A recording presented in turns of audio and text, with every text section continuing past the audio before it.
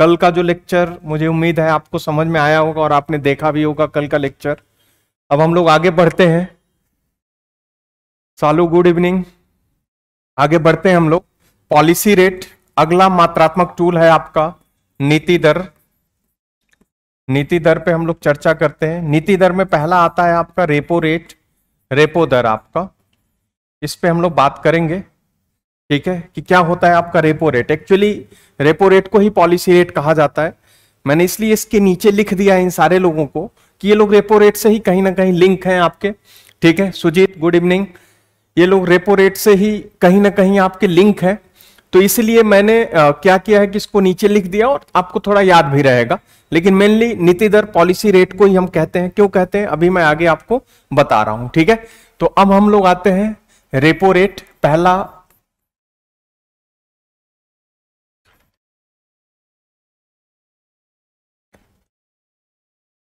Policy rate है आपका, नीति दर है, जिसको आप इन शॉर्ट आरआर भी बोलते हैं। ये होता क्या है, यह वो दर होता है जिस पर आरबीआई वाणिज्यिक बैंक को ऋण देती है। ठीक है, यह वो दर होता है जिस पर आरबीआई वाणिज्यिक बैंक को, या सिर्फ बैंक ही लिख लीजिए आप यहां पे, आरबीआई बैंक को ऋण देती है। The rate at which RBI lend money to commercial bank, the rate at which RBI lend money to bank is called repo rate. वो दर जिस पर आरबीआई वाणिज्यिक बैंक को ऋण देती है उसी को रेपो दर कहते हैं। वर्तमान में रेपो रेट आपका कितना है, तो प्रेजेंटली इट इज, वर्तमान में यह 5.40% है। 5.40% आपका वर्तमान में है। ये बदलता रहता है आपका, लेकिन प्रेजेंटली जो रेट चल रहा है आपका 5.40 आपका प्रतिशत है। इसी को हम क्या कहते हैं, आपका रेपो रेट कहते हैं। जैसे हमें जब पैसे की जरूरत पड़ती है तो हम बैंक में जाते हैं और बैंक जिस इंटरेस्ट रेट पे हमें लोन देता है, ऋण देता है, उसको हम सिंपल लेंडिंग इंटरेस्ट रेट, देनदारी ब्याज दर हम बोलते हैं, जिसको समय के साथ नाम बदल दिया गया। ठीक है, अभी EBIR external benchmark interest rate and MCLR के नाम से वो जाने जा रहे हैं आपके। ठीक है, marginal cost of fund based lending interest rate के नाम से वो जाने जा रहे हैं, जिसपे बैंक हमें क्या करता है, ऋण देता है, एक आम आदमी को ऋण देता है। उसी तरह से जब बैंक को पैसे की जरूरत पड़ती है तो बैंक कहां पे जाते हैं, आरबीआई के पास जाते हैं, और आरबीआई जिस ब्याज दर पे उनको लोन देती है उसी को हम क्या कहते हैं, रेपो रेट बोलते हैं। ठीक है, रेपो दर हम उनको क्या कहते हैं, आपका बोलते हैं। ये 5.40% जो लिखा हुआ है क्या है, आपका इंटरेस्ट रेट है, ब्याज दर है, और ये भी वार्षिक होता है। जैसे हमें भी आपका जब बैंक ब्याज हमें मतलब जिस इंटरेस्ट रेट पे, जैसे हम जाते हैं बैंक से लोन लेने तो बैंक हमें 10%, ठीक है, उमाकांत गुड इवनिंग, 10% इंटरेस्ट पे हमें बैंक ब्याज आपका दे रहा है। ठीक है, तो वो एनुअल इंटरेस्ट रेट होता है। ठीक है, वो वार्षिक ब्याज दर होता है। तो ये भी क्या होता है, आपका एनुअल इंटरेस्ट रेट होता है। जैसे मान लो यही मेरे बगल में मुखर्जी नगर में आपका स्टेट बैंक ऑफ इंडिया है, जहां पे दीक्षांत की क्लास आपकी चल रही है। SBI है, SBI को पैसे की जरूरत पड़ी और ये आरबीआई के पास जाता है, बोलता है कि हमें 100 रुपया क्या करो, उधार दो। आरबीआई ने बोला ठीक है, हम तुम्हें उधार देंगे 100 रुपए। लेकिन जैसे हम जब बैंक से लोन लेने के लिए जाते हैं तो बैंक हमसे कुछ गिरवी रखवाता है, कोलैटरल हमसे लेता है, कहता है कि भाई कुछ गिरवी रखिए, घर खेत गहने, तभी हम आपको ऋण देंगे, क्योंकि आप भाग गए तो फिर हम पैसा कहां से वसूलेंगे। तो कुछ आप गारंटी बतौर हमें यहां पे पैसा, मतलब कुछ चीज यहां पे सबमिट करिए। ठीक है, तो जैसे हम जाते हैं तो बैंक में कुछ गारंटी देते हैं, तब हमें बैंक ब्याज पे क्या करता है, ऋण देता है। उसी तरीके से जब ये लोग आरबीआई के पास जाते हैं तो आरबीआई भी इनसे क्या करती है, बतौर सिक्योर, वहां पे collateral, Manoj Kumar good evening, ठीक है, बतौर कोलैटरल, बतौर गिरवी आरबीआई क्या करती है, इनसे रखवाती है। ठीक है, तो इनसे क्या रखवाती है आरबीआई, बतौर गिरवी। ठीक है, तो ये लोग कोलैटरल वहां पे देते हैं, कोलैटरल वहां पे रखते हैं। तो कोलैटरल बतौर क्या होता है, तो गवर्नमेंट सिक्योरिटी होता है, सरकारी प्रतिभूति होता है। ये लोग वहां पे जाते हैं तो गिरवी रखते हैं। ठीक है, गिरवी कोई चीज रखेंगे, और क्या आरबीआई अलाउ करती है इनको गिरवी में, तो सरकारी प्रतिभूति बोलती है कि यही बतौर गिरवी क्या कर दीजिए, रख दीजिए। अब भाई हम जैसे हैं, तो हम तो अपना घर खेत गहने रख देंगे वहां पे गिरवी बैंक में, ठीक है। लेकिन अगर जो बैंक जा रहा है आरबीआई से लोन लेने, तो वो अपना, ऐसा तो है नहीं कि ब्रांच मैनेजर अपना घर खेत रखेगा, ठीक है, और ऐसा भी नहीं है कि ब्रांच ही उठा के वहां पे गिरवी रख दिया आपका। तो उनसे आरबीआई बोलती क्या है कि तुम्हारे पास जो गिरवी रखने वाली चीज है वो क्या है, सरकारी प्रतिभूति है। ये लोग आरबीआई से सरकारी प्रतिभूति खरीद के ये बैंक वाले रखते हैं। जब मैंने आपको बताया था कि ओपन मार्केट ऑपरेशन, खुली बाजार कार्रवाई, जब आरबीआई अपनी प्रतिभूति को बेचती है, good evening to all of you, अपनी प्रतिभूति को, सरकारी प्रतिभूति, गवर्नमेंट सिक्योरिटी को बेचती है आरबीआई, तो ये बैंक वाले उसमें पैसा इन्वेस्ट करते हैं, खरीद की प्रतिभूति को रखते हैं। तो आरबीआई कहती है कि वही प्रतिभूति लाके हमारे पास क्या करो, गिरवी रख दो। अगर जो तुम पैसा नहीं दे पाए हमारा, तो फिर हम जो तुमसे उधार लिए थे वही प्रतिभूति तुमको दे करके फिर उस प्रतिभूति को रख लेंगे, और फिर जो उधार था वो हम चुकता तुम्हें नहीं करेंगे, हमारा क्या हो जाएगा, आपका बराबर हो जाएगा, ठीक है। तो आरबीआई इनसे क्या करवाती है, सरकारी प्रतिभूति बतौर गिरवी इनसे रखवाती है, ठीक है। तो जैसे एसबीआई गया आरबीआई के पास लोन लेने के लिए, तो इसने 100 रुपया आरबीआई से क्या मांगा, उधार मांगा। आरबीआई ने बोला ठीक है, तुम सरकारी प्रतिभूति लाए हो, तो ये बोलते हैं हाँ हम सरकारी प्रतिभूति लाए हैं, ठीक है। सरकारी प्रतिभूति जो होती है वो 100 रुपए के बराबर लगभग क्या होगी आपकी, वहां पे रखवाती है आरबीआई। कभी कभी होता क्या है कि 100 रुपए से ज्यादा की भी वैल्यू की रखवा देते हैं, और कभी कभी थोड़ी दिक्कत होती है इकोनॉमी में, तो 100 रुपए से कम की भी क्या करते हैं, रखवाते हैं। थोड़ा बहुत प्लस माइनस आपका होता है, देव चौधरी गुड इवनिंग, थोड़ा बहुत क्या होता है आपका प्लस माइनस होता है, लगभग उतने रुपए की प्रतिभूति क्या होती है आपकी, रखवाई जाती है, ठीक है। उतने रुपए की प्रतिभूति आरबीआई इनसे गिरवी रखवाती है, और इनको लोन क्या करती है, यहां पे देती है, ऋण देती है। तो इस 100 रुपए पे कितना ब्याज इनको देना होगा, तो ये 5.40% इनको इंटरेस्ट क्या करना होता है, यहां पे करना होता है, ब्याज इनको देना होता है। तो कितना हो गया आपका, तो ये 5.40, तो ये जो होगा ये 1 वर्ष का होगा, 12 महीने का ये है आपका। अब मान लो कि बैंक ने आपका उधार लिया है, क्या कहते हैं कि 1 हफ्ते के लिए या 15 दिन के लिए बैंक ने उधार लिया आरबीआई से 100 रुपया, तो वो 5.40, ये 5 रुपए 40 पैसा थोड़ी ना देगा वापस आरबीआई को बतौर ब्याज, ठीक है। वो कितना वापस देगा, तो भाई 365 दिन होता है ना, तो ये तो 1 दिन का ब्याज है, 1 वर्ष का ब्याज है। 1 वर्ष में 365 दिन होते हैं, तो 365 से डिवाइड करोगे, जितना भी 58-54 आएगा आपका, ठीक है। आप क्या करोगे, 100 रुपए जब बैंक उधार लेगा आपका आरबीआई से, और फिर जब बैंक वापस करने जाएगा, तो 100 रुपया मूलधन, और उस पर ब्याज कितना हो गया आपका, जो भी 1 हफ्ते का, 15 दिन का, जितने के लिए भी उधार लिए हो, दिन से डिवाइड करो, जितना भी पैसा आएगा उसको जोड़ के, मान लो 101 रुपया आया, तो 101 रुपया एसबीआई क्या करेगा, उसको विथ इंटरेस्ट वापस करेगा आरबीआई को, ठीक है। तो इस तरीके से ये ब्याज दर आरबीआई इनसे क्या करती है, आपकी चार्ज करती है, और ये जो प्रतिभूति है बतौर कोलेटरल, बतौर गिरवी इनसे क्या करती है, रखवाती है। जब ये लोग पैसा वापस कर देंगे, मान लो 101 रुपया ब्याज सहित आया, जब ये एसबीआई आरबीआई को वापस कर देगी ये पैसा, तब जाके ये जो सरकारी प्रतिभूति ये लोग गिरवी रखे थे आरबीआई के पास, आरबीआई इनकी प्रतिभूति क्या कर देगी, छोड़ देगी, वापस कर देगी, कहेगी ठीक है प्रतिभूति ले जाओ, तुमने हमारा पैसा क्या कर दिया, वापस कर दिया। जैसे हम बैंक से लोन लेते हैं तो बैंक हमसे कुछ गिरवी रखवाता है, फिर जब बैंक का पैसा हम विथ इंटरेस्ट वापस कर देते हैं, तो बैंक हमारे जो भी कागज रखा होता है बतौर गिरवी कोलेटरल, वो हमें वापस कर देता है। सेम वैसे ही यहां पे भी क्या होता है, आपका ऑपरेशन होता है। बस बड़े लोग हैं इसलिए इन्होंने थोड़ा सा क्या कर लिया, आपका फैंसी सा नाम रख लिया, रेपो रेट। ये भी एक तरह का क्या होता है, आपका ब्याज दर ही होता है, ये भी एक तरह का इंटरेस्ट रेट ही होता है, जिसपे आरबीआई कॉमर्शियल बैंक को क्या करती है, आपकी ऋण देती है। रेपो का फुल फॉर्म आपके एनसीईआरटी में भी मिलेगा आपका, ठीक है। इसका फुल फॉर्म होता है रीपर्चेज एग्रीमेंट रेट, हम क्या कहते हैं इसको, बोलते हैं एग्रीमेंट रेट।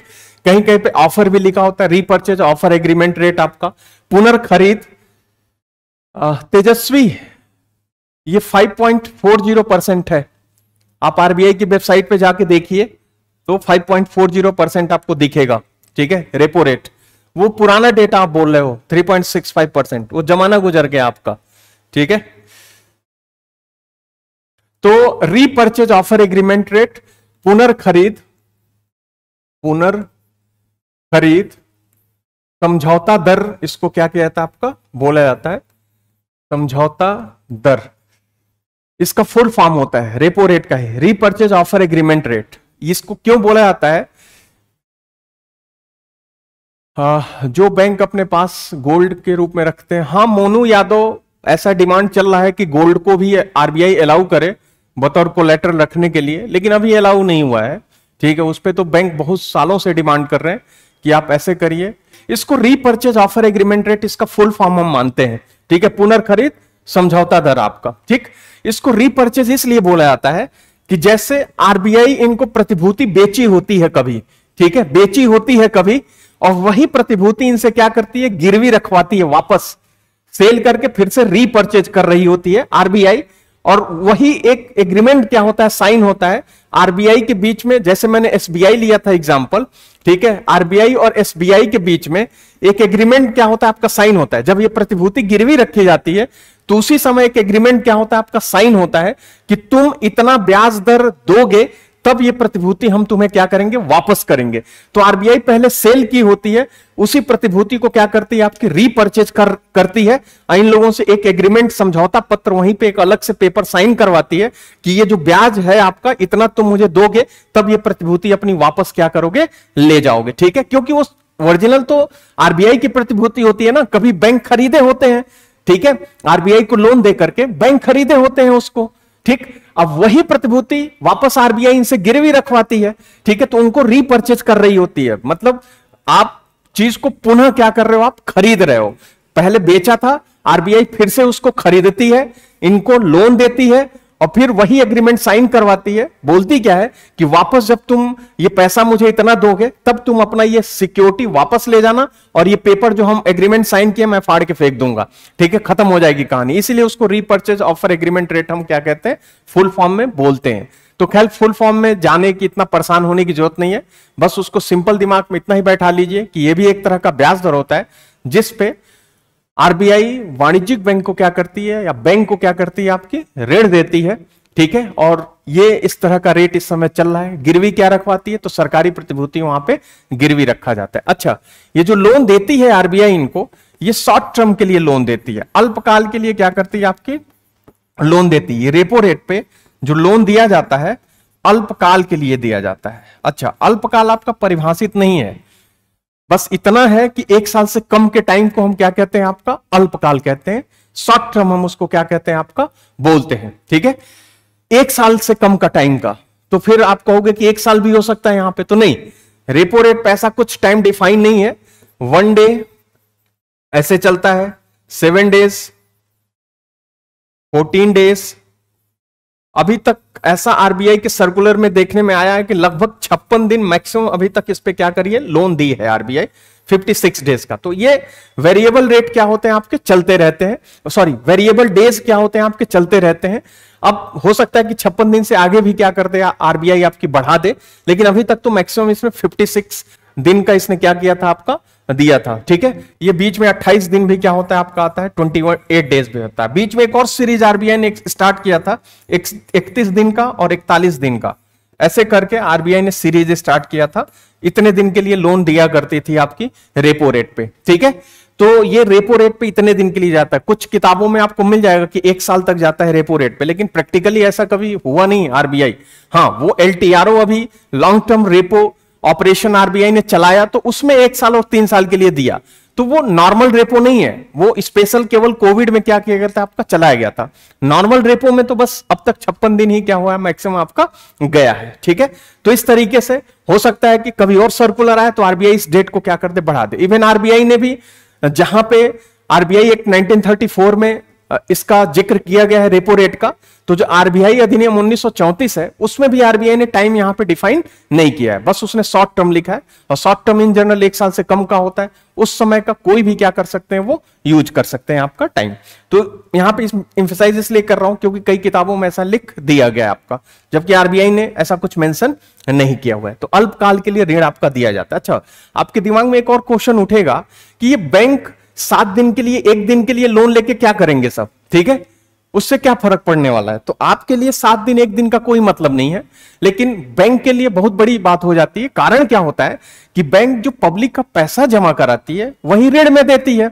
अब मान लो कि पैसा जमा करा दिया, लोन घुमा दिया, कल को वो मांगने आ गया अपना पैसा, तो फिर बैंक कहां से देगा। तो बैंक क्या करता है, आरबीआई से उधार लिया और तुरंत पैसे को कस्टमर को क्या कर दिया आपका, वापस कर दिया, ठीक है। एंड देन और पब्लिक का जब पैसा जमा हुआ तो उसको उठा के उन्होंने क्या कर दिया आपका, आरबीआई को वापस कर दिया। तो ऐसे जो बैंकिंग, जो लिक्विडिटी होती है बैंक में, जो तरलता होती है, पैसे की जो जरूरत होती है, उसको पूरा करने के लिए ये रेपो रेट क्या किया गया आपका, चलाया गया, ताकि बैंकिंग सिस्टम ब्रेक ना हो। आप अपनी रियल लाइफ में भी देखे होंगे कि आप किसी दोस्त से उधार लिए 2-4 हजार रुपए, ठीक है, आपको जरूरत पड़ गई, आपने उधार लिया हुआ है, सोचा कि 6-7 महीने बाद जब घर से पैसा आएगा खर्चे के लिए तो हम इसको वापस कर देंगे, लेकिन बीच में उसको जरूरत पड़ गई, वो मांगने आ गया, बोला कि यार जो पैसा दिया था दे दो, अभी मुझे जरूरत पड़ गई। अब उस समय आप क्या करोगे, आपके पास तो पैसा है नहीं, तो फिर किसी और दोस्त से उधार लेके उसको दे दोगे कि भाई उसका काम चल जाए, रुके ना, नहीं तो फिर वो पता चला मारपीट पे उतर आया। तो आपने उससे लेके उस दोस्त को क्या कर दिया, घुमा दिया पैसे को, और फिर जब आपके घर से आया तो आपने उसको वापस कर दिया। तो ऐसे हम अपनी रियल लाइफ में करते हैं। बैंक भी इसी तरीके से क्या होगा आपका, चलता है। बैंक कोई हमसे अलग थोड़ी ना, वो तो हमारे और बीच, हमारे और आपके ऑपरेशन के लिए वो बना हुआ है। तो ऐसे बैंक भी क्या करते हैं, आपके काम करते हैं। बैंकिंग सिस्टम ब्रेक ना हो, उसमें रेपो रेट का बहुत बड़ा क्या होता है, आपका योगदान होता है। और महंगाई को भी नियंत्रित करने में, ठीक है, ये तो मैंने परिभाषा अभी तक बताई। क्योंकि ये मौद्रिक नीति का टूल है, तो ये महंगाई को कंट्रोल करेगा ही करेगा, समृद्धि को नियंत्रित करेगा ही करेगा। कंट्रोलिंग द मनी सप्लाई, मुद्रा आपूर्ति को नियंत्रित करते हुए महंगाई और समृद्धि को ये क्या करेगा, आपका नियंत्रित करेगा। तो ये लाइन तो मैं पिछले 2 लेक्चर से लिखता चला आ रहा हूं, तो लास्ट में आप चाहो तो इसको जोड़ लेना। It also control inflation and growth by controlling money supply. यह भी मुद्रा आपूर्ति को नियंत्रित करते हुए महंगाई और समृद्धि को क्या करता है, आपका नियंत्रित करता है। कैसे करता है, बस उसको एग्जाम्पल के थ्रू हम समझते हैं। अगले पेज पे आते हैं। जो हम इससे पहले एग्जाम्पल लिए थे, उसी एग्जाम्पल को हम क्या करें, आगे बढ़ाएं। अभी तक परिभाषा में किसी को कोई प्रॉब्लम हो तो आप बताइए। डेफिनेशन ये समझ में आया, किसी कोई दिक्कत?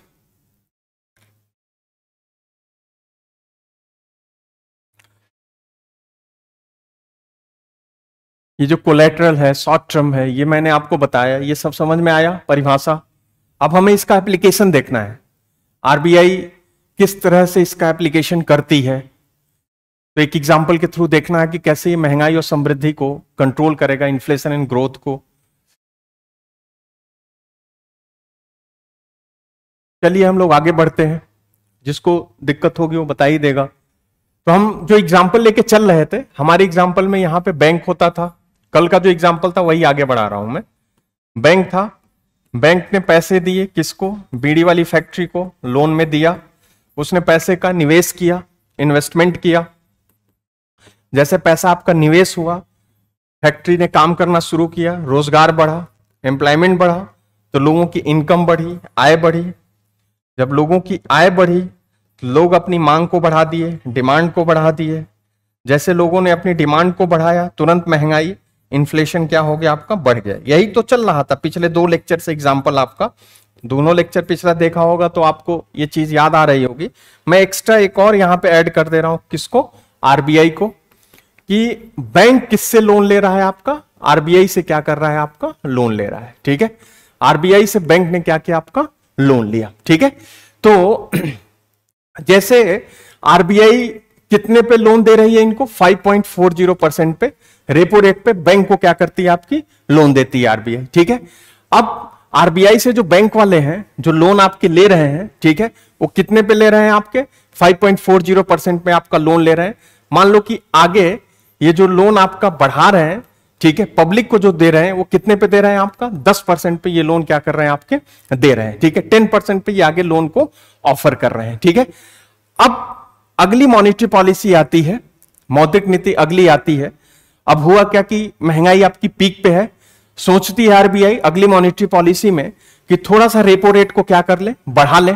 ठीक है, रेपो रेट आपका बढ़ेगा तो तरलता थोड़ी सी क्या होगी, आपकी कम होगी, और महंगाई क्या होगी, आपकी कम होगी। तो अगली मॉनेटरी पॉलिसी अभी अगस्त में आई थी, अगली कब आती है, आपकी अक्टूबर के फर्स्ट वीक में आती है। अगस्त सितंबर 2 महीने पे आती है, अक्टूबर के फर्स्ट वीक में आरबीआई ने उठाया क्या, रेपो रेट को उठाया, 5.40% से बढ़ा के इसको 6% कर दिया। जैसे आरबीआई इसको 6% करेगी, इस समय एक ईबीआईआर इंटरेस्ट रेट आया हुआ है, एक्सटर्नल बेंचमार्क इंटरेस्ट रेट, ईबीआईआर। ठीक है, ये बाह्य मानक आधारित ब्याज दर है। ये जो इंटरेस्ट रेट है ये वो दर है जिसपे बैंक किसको लोन देते हैं, पब्लिक को लोन देते हैं। बैंक किसको लोन देते हैं, पब्लिक को। अब पब्लिक में भाई आम आदमी भी आता है, कंपनी भी आती हैं और संस्थाएं भी क्या होती हैं आपकी, आती हैं। मैं ऑलरेडी आपको बोल चुका हूं, ठीक है। पब्लिक को क्या करता है, लोन देता है। ये ब्याज दर ईबीआईआर पे, और ये ईबीआईआर रेपो रेट से क्या है आपका लिंक है। जैसे रेपो रेट बढ़ेगा तुरंत ईबीआईआर जिस पे पब्लिक को लोन दिया जा रहा है वो तुरंत क्या होगा आपका, इंक्रीज करेगा। तो जैसे आरबीआई क्या करेगी, अपना ये ब्याज दर बढ़ाएगी, ठीक है, 6% करेगी रेपो रेट। अब तुरंत जिस पे पब्लिक को लोन दिया जा रहा है वो भी क्या होगा, उसी अनुपात में कुछ बढ़ेगा। मान लो कि ये 0.60% बढ़ा, लेकिन यहां पे बैंक केवल 10.5% क्या करता है आपका, बढ़ाता है, ठीक है। अब आप देखोगे कि पब्लिक जिस ब्याज दर पे, यानी जो बीड़ी की फैक्ट्री है, जिस ब्याज दर पे लोन पहले लिया करती थी 10% पे, वो बढ़ के कितना हो गया, 10.5% हो गया। जैसे लोन का जो आपका इंटरेस्ट रेट है बढ़ेगा, अब बीड़ी वाली फैक्ट्री जो है वो सोचेगी कि इस समय यार बैंक का ब्याज दर काफी महंगा चल रहा है, इस समय थोड़ा कम ही लोन लेते हैं। क्योंकि भाई बैंक जब ये बीड़ी की फैक्ट्री आपकी पीछे से उठाएगी, ठीक है, पैसा जब उठाएगी और ब्याज दर ये ज्यादा देगी, तो वो पैसा वो कहां से वसूलेगी, जहां से वो बीड़ी बना के बेच रही है। पर बंडल बीड़ी का क्या करेगी, वो प्राइस आपकी बढ़ा देगी, मूल्य बढ़ा देगी, ठीक है। अब उसके लिए क्या होगा, अगर जो प्राइस बढ़ेगा तो लोग खरीदेंगे नहीं। तो वो चाहती है कंपनी कि हम जो बीड़ी का प्राइस है उतना ही रखें जितना पहले था। लेकिन अब इधर से लोन का क्या हो गया, आपका दाम बढ़ गया, लोन का जो ब्याज दर है वो बढ़ गया, ठीक है। तो अब अगर जो उतने पे ही बेचेगा तो इस फैक्ट्री का बहुत ज्यादा प्रॉफिट नहीं होगा। तो फैक्ट्री भी सोचेगी यार इस समय लोन का ब्याज दर बढ़ चुका है, अब ऐसा करते हैं कि थोड़ा कम ही निवेश करते हैं, कम ही बीड़ी बनाते हैं, बस कंपनी को चलाओ। जब ब्याज कम होगा आपका उस समय ज्यादा आपका बना के हम ज्यादा से ज्यादा क्या करेंगे, आपका कमा लेंगे।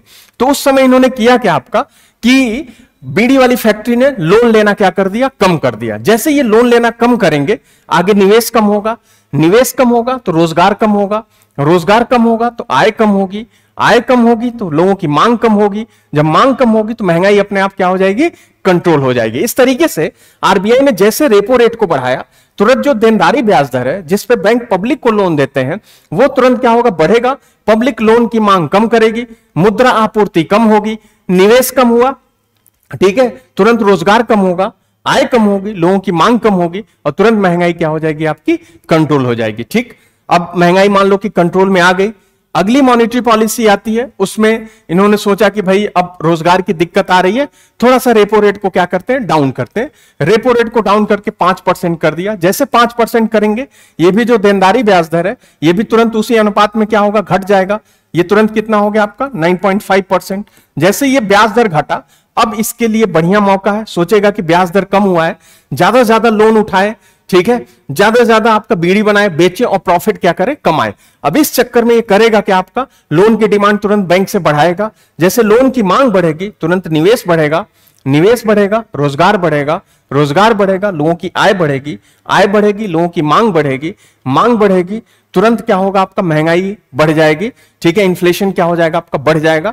महंगाई ने खुद को फिर से क्या कर लिया, आपका एडजस्ट कर लिया। इस तरीके से आरबीआई करती क्या है, आपके रेपो रेट को बढ़ा के और घटा के देनदारी ब्याज दर को प्रभावित करती है और मुद्रा आपूर्ति को प्रभावित करते हुए महंगाई और समृद्धि को क्या करती है, इन्फ्लेशन एंड ग्रोथ को आपकी अफेक्ट करते हुए उसको प्रभावित करती है। जैसे अभी आप देखिए, इसमें से किसी ने लिखा था कि सर जो रेपो रेट था 3.65 था, वो था, लेकिन इधर जब 4-5 महीने में महंगाई बहुत तेजी से बढ़ी है, ठीक है, वो डबल डिजिट को टच करने लगी, तो आरबीआई कंटिन्यूअस रेपो रेट को क्या करी, बढ़ाई, और जो 3.65 था उससे बढ़ा के 5.40% पे कर दी।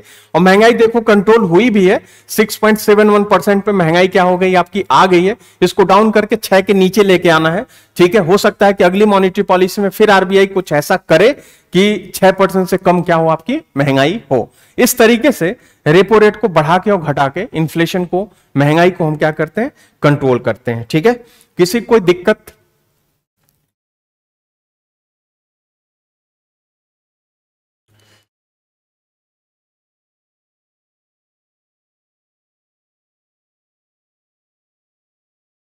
समझ में आया ये कॉन्सेप्ट?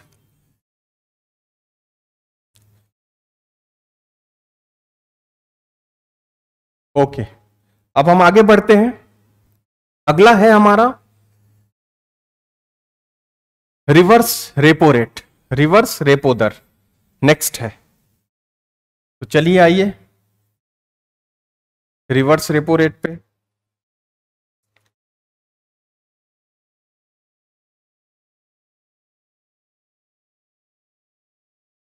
रिवर्स रेपो रेट, नाम से ही पता चल रहा है रेपो रेट का उल्टा।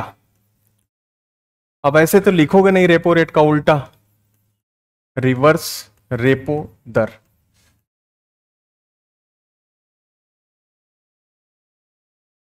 ठीक,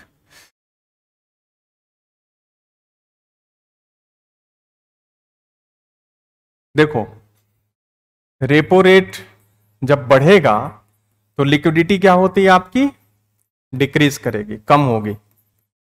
हमेशा उल्टा संबंध होता है, इनवर्स रिलेशन होता है।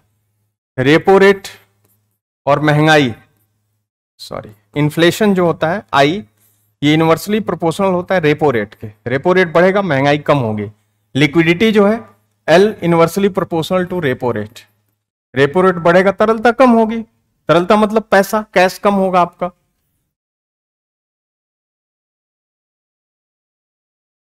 हाँ, महंगाई 2 से 6 के बीच में रहे आइडियल मानी जाती है, ऐसा आपके अर्थशास्त्री वर्तमान हमारी जो अर्थव्यवस्था है उसके हिसाब से। रिवर्स रेपो रेट क्या होता है, यह वो दर होता है जिसपे बैंक आरबीआई को ऋण देते हैं। ठीक है, बैंक आरबीआई को क्या करते हैं, आपके ऋण देते हैं, या अपने सरप्लस फंड को, ठीक है, या ऋण देते हैं, या अपने सरप्लस फंड, सरप्लस फंड जो होता है, आधिक्य निधि, सरप्लस फंड को आरबीआई के पास क्या करते हैं, पार्क करते हैं। ठीक है, अगर जो डेफिनेशन पूरी बोली जाए तो रिवर्स रेपो दर वो दर होता है जिस पर बैंक आरबीआई को ऋण देते हैं, डैश करके ऐसे कॉमा करके, ठीक है, या अपने आधिक्य फंड को, सरप्लस फंड को आरबीआई के पास पार्क करते हैं, जमा करते हैं। ठीक है, this is the rate at which bank lend money to RBI or park their surplus fund, PAR के park their surplus fund to the RBI। यह वो दर होता है जिसपे बैंक आरबीआई को ऋण देते हैं या अपने सरप्लस फंड को, आधिक्य निधि को आरबीआई के पास क्या करते हैं, आपका रखते हैं। इसी को हम क्या बोलते हैं, आपका रिवर्स रेपो रेट।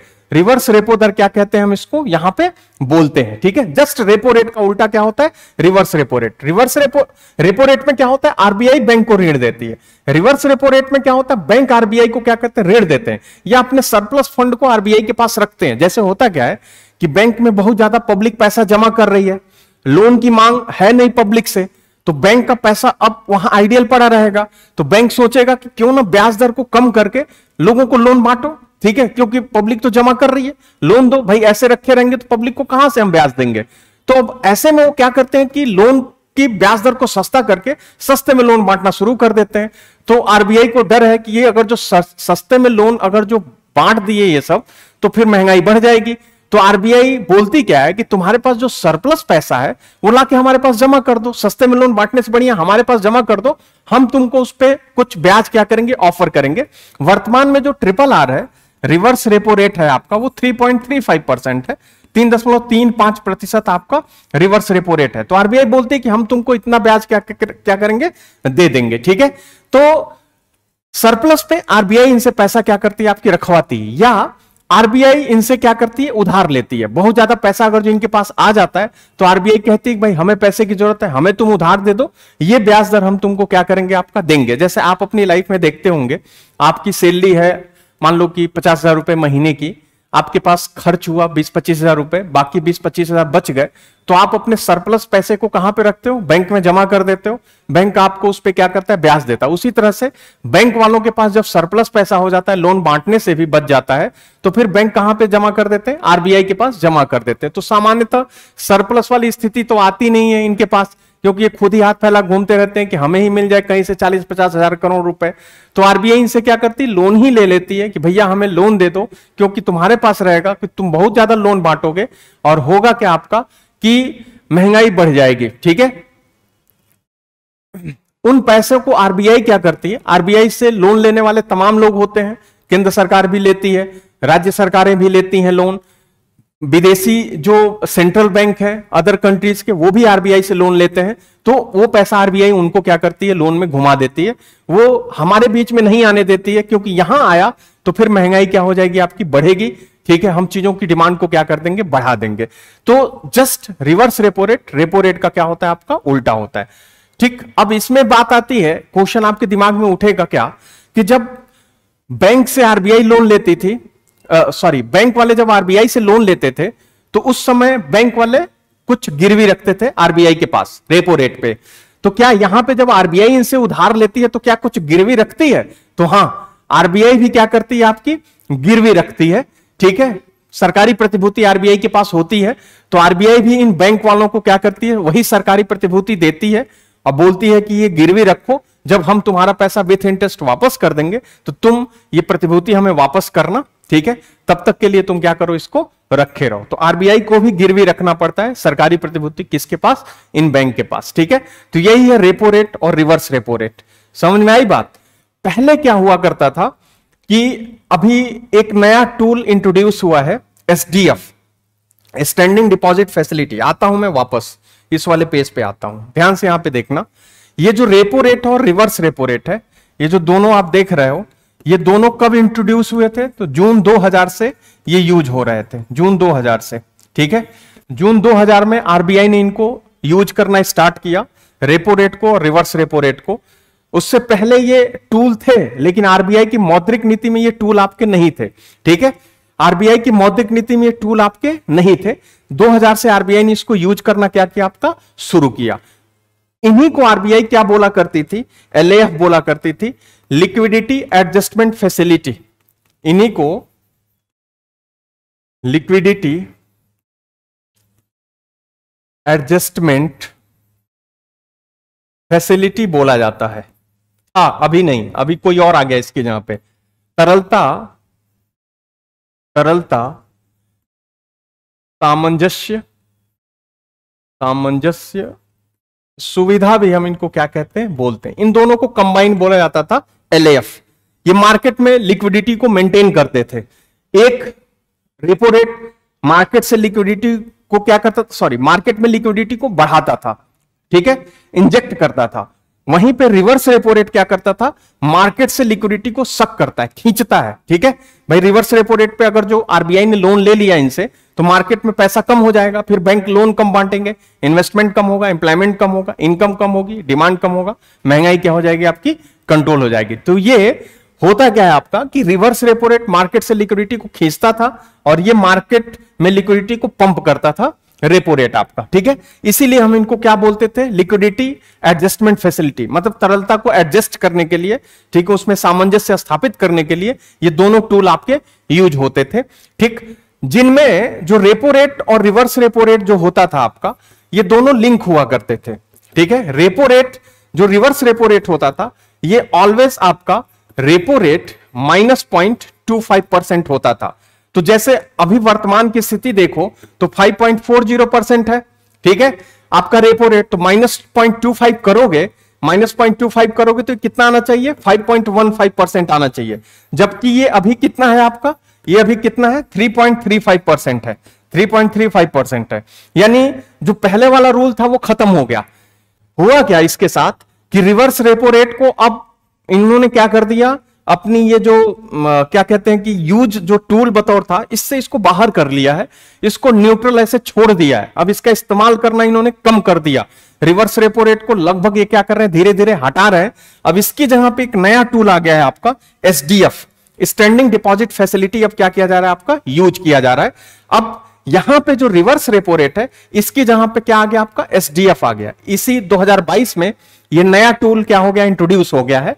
और आप देखेंगे तो तरलता सामंजस्य सुविधा, ठीक है, इनमें जो सीलिंग और फ्लोर वैल्यू होती थी आपकी, नीचे की जो वैल्यू होती थी वो हमेशा रिवर्स रेपो रेट बताता था। तरलता को सामंजस्य करने के लिए। ऊपर की वैल्यू को कौन बताता था? रेपो रेट क्या करता था आपका? बताता का।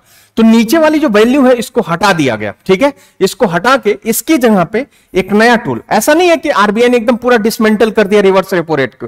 वेबसाइट पे जाओगे तो लिखा हुआ मिलेगा, लेकिन वहां पे अब कोई चेंजेस नहीं है। 3.35 जहां पे अटका था कोविड में, वहीं पे उसको छोड़ दिया गया है। अब उसकी जहां पे एसडीएफ क्या कर दिया गया? ला दिया गया है। अब एसडीएफ और रेपो रेट एक दूसरे से क्या हो गए? लिंक हो गए, जुड़ गए हैं, ठीक है। तो अभी वर्तमान में एसडीएफ देखोगे ना, तो एसडीएफ है 5.15%, ये है 5.15% क्या हो गया आपका? ये हुआ है। अब जो एसडीएफ है ना, वो रेपो रेट से 0.25% क्या हो गया आपका? कम हो गया है। तो अब तरलता जो सामंजस्य सुविधा है, लिक्विडिटी एडजस्टमेंट फैसिलिटी, एलएएफ, अब उसमें रिवर्स रेपो रेट की जहां पे क्या आ गया आपका? एसडीएफ आ गया। तो अब एलएएफ जो होंगे आपके, एलएएफ जो वर्तमान में चल रहे हैं, रिवर्स रेपो रेट वैसे का वैसे पड़ा हुआ है, इसमें एक और जोड़ दिया गया क्या आपका? तो नया जोड़ दिया गया क्या आपका? एसडीएफ। और रेपो रेट तो पहले से था ही, और रिवर्स रेपो रेट भी इसके साथ है, ठीक है। मतलब अब क्या हो गया आपका? मेनली अब ये दो है, ये तो बस काम चलाऊं, वहां पे क्या कर दिया गया आपका? जोड़ दिया गया। एसडीएफ अब नया क्या किया गया? वहां पे इंट्रोड्यूस किया गया। एसडीएफ क्या है? Standing deposit facility. अभी मैं इसके बारे में आपको समझा रहा हूं कि ये जो नया टूल आपका लाया गया, चूंकि एनसीईआरटी में एसडीएफ का जिक्र नहीं है आपका, स्टैंडिंग डिपॉजिट फैसिलिटी जो आपकी ये अस्थाई जमा सुविधा है, इसके बारे में जिक्र नहीं है। लेकिन मैं आपको बताऊंगा कि कैसे इसने रिवर्स रेपो रेट को हटाया और अपना स्थान यहां पे बना लिया एसडीएफ ने, ठीक है। अब वही सारा काम आपका कर रहा है। अब बताइए, यहां तक आपको समझ में आ रही है बात? यहां तक किसी को कोई दिक्कत? रिवर्स रेपो रेट पे में आरबीआई को कमर्शियल बैंक लोन दे सकता है। जैसे आपका रेपो रेट चलता है वैसे ही रिवर्स रेपो रेट भी चलता है, उतने दिन के लिए वो भी चलता है आपका। चलिए एसडीएफ पे हम आते हैं। अब नया टूल रिवर्स रेपो रेट की जहां पे क्या आ गया आपका? एसडीएफ आ गया।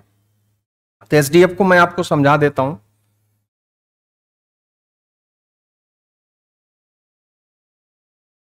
स्टैंडिंग डिपॉजिट फैसिलिटी नया टूल है, स्टैंडिंग डिपॉजिट फैसिलिटी, अस्थाई जमा सुविधा। अस्थाई जमा सुविधा, स्टैंडिंग डिपॉजिट फैसिलिटी आपका SDF. It was introduced in 2018, यह 2018 में लाया गया था। कब? 2018 में, ठीक है। प्रभावी कब हुआ? It was implemented in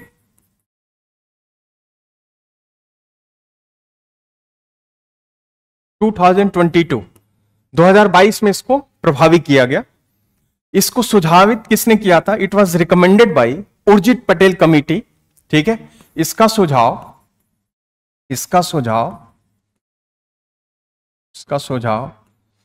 Urjit Patel समिति ने दिया था। It was recommended by Urjit Patel committee. मैं बोला था कि 2013 में उर्जित पटेल कमेटी बनी, 14 में रिपोर्ट सबमिट किया। उनके 2 सुझाव मैं ऑलरेडी आपको बता चुका हूं। उनके सुझावों में से एक सुझाव यह भी था कि हाँ, एस्टेब्लिश स्थापित हुआ। तो चूंकि कोई चीज तो है नहीं, तो मैं इंट्रोड्यूस बोलूंगा ना यहां पे, ठीक है। उर्जित पटेल कमेटी का एक सुझाव यह भी था कि एसडीएफ को लेके आइए, स्टैंडिंग डिपॉजिट फैसिलिटी, अस्थाई जमा सुविधा को क्या करिए? लेकर के आइए, ठीक है। तो सरकार ने उधर ध्यान नहीं दिया। 2018 तक आते आते इसकी जरूरत पड़ी, 2018 के फाइनेंस एक्ट में आया, ठीक है। फिर उसके बाद आरबीआई एक्ट, आरबीआई अधिनियम 1934 में संशोधन किया गया। उसका जो सेक्शन 17 है, सेक्शन 17, उसमें एसडीएफ को इंट्रोड्यूस कर दिया गया। जैसे आरबीआई अधिनियम 1934 में 61 सेक्शन है और 2 शेड्यूल है, 2 अनुसूचियां हैं। तो उसके सेक्शन 17 में एसडीएफ का क्या किया गया? आपका जिक्र किया गया कि अब आरबीआई को पावर दिया जा रहा है, आरबीआई जब चाहे तब, ठीक है, इस एसडीएफ को क्या कर सकती है? प्रभावी कर सकती है, ठीक है। तो इट वॉज इंट्रोड्यूस्ड इन 2018, ठीक, एंड इंप्लीमेंटेड इन 2022। इसको 2018 में लाया गया, और प्रभावी किया गया 2022 में। And it was recommended by Urjit Patel committee, उसका सुझाव दिया था उर्जित पटेल समिति ने। अब ये होता क्या है आपका, तो यह वो सुविधा होती है या वो दर होता है जिस पर बैंक आरबीआई को क्या करते हैं, ऋण देते हैं। ठीक है, यह वो दर होता है जिस पर बैंक आरबीआई को क्या करते हैं, आपके ऋण देते हैं। या आरबीआई मार्केट से तरलता को कम करने के लिए इस टूल का इस्तेमाल करती है।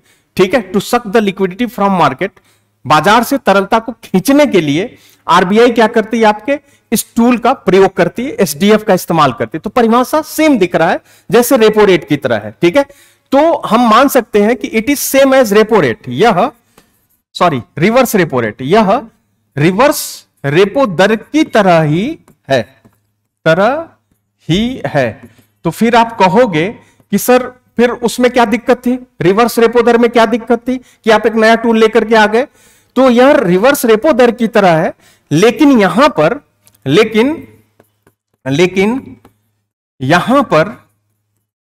यहां पर आरबीआई को कोई चीज गिरवी नहीं रखनी है, कोई चीज गिरवी कोलैटरल नहीं रखनी है। परिभाषा इसकी क्या होगी कि यह वो दर होता है जिस पर बैंक आरबीआई को ऋण देते हैं या अपने सरप्लस फंड को आरबीआई के पास जमा करते हैं। ये इसकी क्या होगी परिभाषा। गुड इवनिंग पप्पू, ये इसकी क्या हो गई, आपकी परिभाषा हो गई। ठीक है, तो आप कहोगे कि सर रिवर्स रेपो दर की भी तो सेम परिभाषा है, वो भी वही काम है जिस पे बैंक आरबीआई के पास पैसे को जमा करते हैं या आरबीआई को ऋण देते हैं।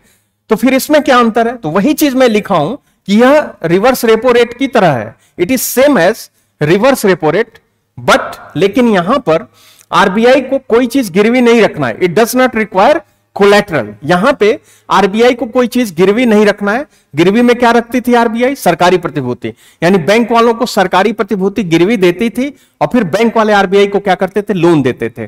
तो आरबीआई ने इससे वो वाली कंडीशन क्या कर दी, हटा दी। अब बोला कि अब हम कुछ भी गिरवी नहीं रखेंगे। ठीक है, जैसे पब्लिक आपके पास पैसा जमा करती है, तो वो जब आपके पास जमा करती है तो आपको कोई चीज गिरवी थोड़ी ना आप देते हो पब्लिक को। ठीक है, आप तो बस पैसा जमा कर लेते हो। तो हम भी तुम्हारा पैसा जब जमा कराएंगे तो अब हम तुम्हें भी क्या करेंगे, कोई चीज गिरवी नहीं देखेंगे, कोई कोलेटरल नहीं रखेंगे। तुम्हें जमा करना है तो बताओ, लाके हमारे पास पैसे क्या करो, जमा करो। उसी को आरबीआई ने क्या बोला, आपका एसटीएफ बोला, स्टैंडिंग डिपॉजिट फैसिलिटी, अस्थाई जमा सुविधा क्या किया आरबीआई ने, इसको बोला। अब वर्तमान में ये कितना है आपका, तो 5.15% है। क्यों, क्योंकि जो एसडीएफ होता है ये रेपो रेट -0.25% होता है। आरबीआई कभी एसडीएफ नहीं बदलती है, वो केवल रेपो रेट बदलेगी, 0.25% माइनस होके एसडीएफ निकल के क्या होगा, आपका आ जाएगा। रेपो रेट कितना है, 5.40% है, इसमें से 0.25 माइनस करोगे तो एसडीएफ क्या होगा, आपका निकल के आ जाएगा, स्टैंडिंग डिपॉजिट फैसिलिटी निकल के आ जाएगी। और रेपो रेट और एसडीएफ के बीच ये जो 0.25% का डिफरेंस है, इसी को हम कहते हैं गलियारा, कॉरिडोर कहा जाता है, कॉरिडोर है। इन दोनों के बीच जो कॉरिडोर है, डिफरेंस है। जैसे घर में आप देखते होंगे दो कमरों के बीच में आपका एक गलियारा दिया जाता है, वैसे ही है यहां पे एसडीएफ और रेपो रेट के बीच में जो डिफरेंस है वो क्या आपका 0.25% है। ठीक, लास्ट पॉइंट आप यहां पे लिखोगे, एसडीएफ जो है इट रिप्लेस्ड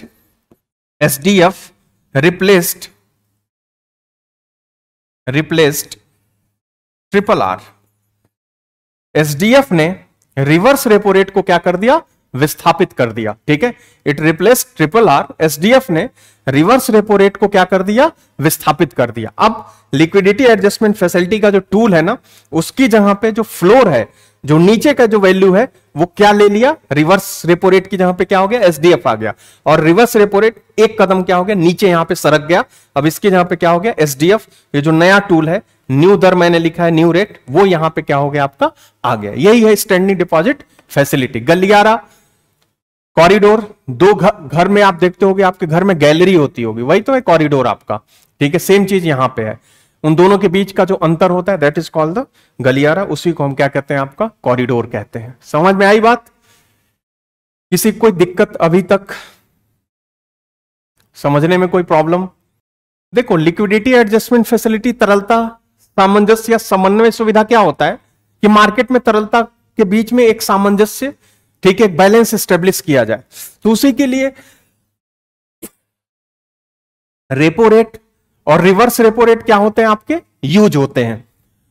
पहले होते थे आपके, रेपो रेट तो अभी भी चल रहा है, रिवर्स रेपो रेट को बस वहां से सरका दिया गया, नीचे ला दिया गया आपका। तो यही यूज होते थे। रेपो रेट क्या करता था, मार्केट में तरलता कम है, बैंक के पास पैसे नहीं है, लोन बांटना है, तो आरबीआई क्या करती थी, रेपो रेट को डाउन करके खूब लोन बांटती थी, देती थी, ताकि तुम आगे लोन क्या करो, बढ़ाओ, थोड़ी मार्केट में रुपए की वैल्यू, रुपया क्या हो आपका बढ़े, तरलता क्या हो आपका बढ़े।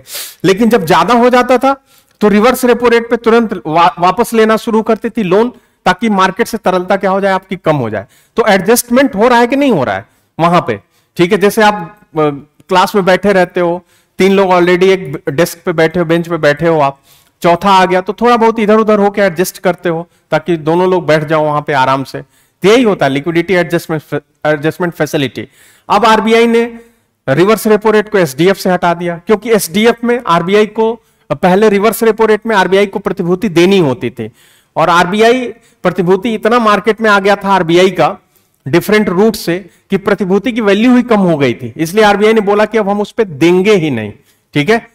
अब ज्यादा हम जो प्रतिभूति है गवर्नमेंट सिक्योरिटी, उसकी सप्लाई को अब कम किया जाएगा, आपूर्ति को उसकी कम किया जाएगा, ताकि इस तरह की दिक्कत ना आए।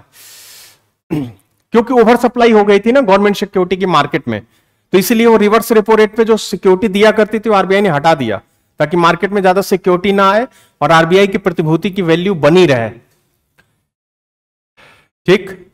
तो आज की क्लास यहीं हम लोग रहने देते हैं। अगले लेक्चर में कल कुछ क्वेश्चन सॉल्व करेंगे और फिर आगे के जो टॉपिक है वो हम लोग देखेंगे।